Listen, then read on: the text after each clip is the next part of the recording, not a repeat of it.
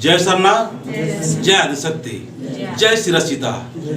आज घर पूजा हो रहा है, तो इस पूजा में मैं एक संदेश देना चाहूँगा। वो घर और परिवार के लिए बहुत ही शुद्ध और पवित्र होता है।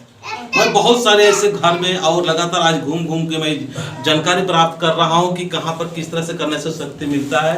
तो जिस घर में ज़्यादा दुख तकलीफ परेशानी होती है, उस घर में अनादि के बाद में श्री सीता का आप 3-4 बार विनती और श्री सीता का जो भजन शांति विनती बोलते हैं, अगर उसको कीजिएगा तो घर में सचमुच अच्छा होने लगता है।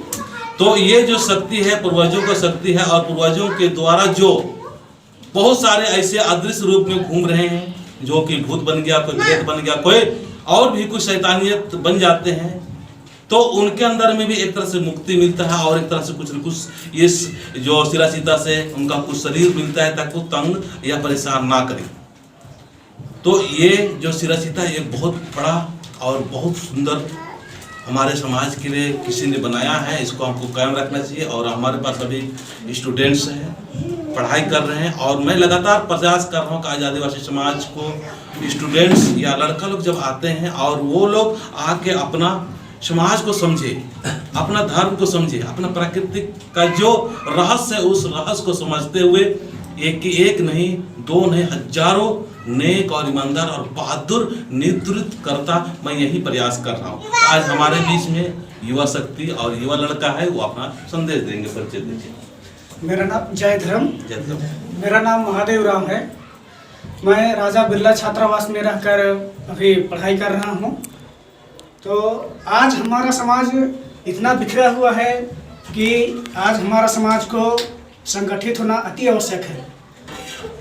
तो प्रत्येक समाज को देखा जाए और समाज को वो समाज संगठित होकर अपना समाज को आगे बढ़ाने के लिए विभिन्न तरह का प्रयास करते हैं, संगठित करते हैं, लोगों को शिक्षित करते हैं और आर्थिक रूप से मदद भी करते हैं।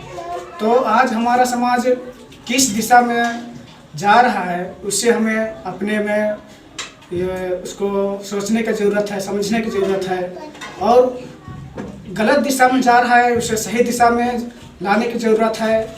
आज की युवा पीढ़ी को हमारे समाज को समझना बहुत आवश्यक है।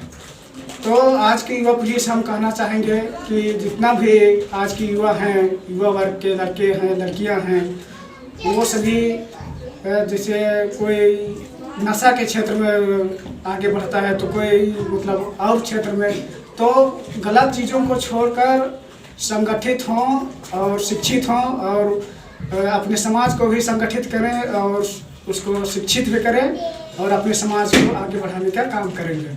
बस मैं कहकर। तो जैसे हम लोग बार बार अपने समाज का और अन्य समाज की जब तुलना करते हैं, तो हमें ये जानने की जरूरत है और समझने की जरूरत है कि भाई अगला आदमी का उनका भी काम धंधा सब कुछ रहते हुए भी लगातार अपना धर्म और अपना कर्म करते रहते हैं, लेकिन उनका सोच और उनका विचार किस तरह से है, जो कि कम दिन से ही शुरुआत हुआ, हमसे बाद से ही शुरुआत हुआ, और उनका समाज हमेशा अच्छा और उनका समेटा हुआ रहता है और हमेशा भगवान का विनती भजन और संगठित रहते हैं। और हमारा कौन सा किस तरह से हमारा सोच है, किस तरह से हमारा सोचने का तरीका है, कहाँ पर हमारा चूक हो रहा है। हमारी युवा शक्ति जो पढ़ाई कर रही है, युवा शक्ति से हम उम्मीद करते हैं कि अगला आदमी का जो सोच था वो सोच किस तरह से है, और हमारे जैसे बिरसा मुंडा जी है, वो भी हमारे जो भगवान थे और वो भगवान हम लोग दर्जा देते हैं, उनका किस तरह से सोच था कि समाज के लिए उसने काम किया, उसी तरह से हमारी युवा शक्ति अपने अपने समाज को संगठित और व्यवस्थित करने के लिए बहुत जरूरी है। नेक और ईमानदार होते हुए हमें ऐसे समाज का निर्माण करना चाहिए ताकि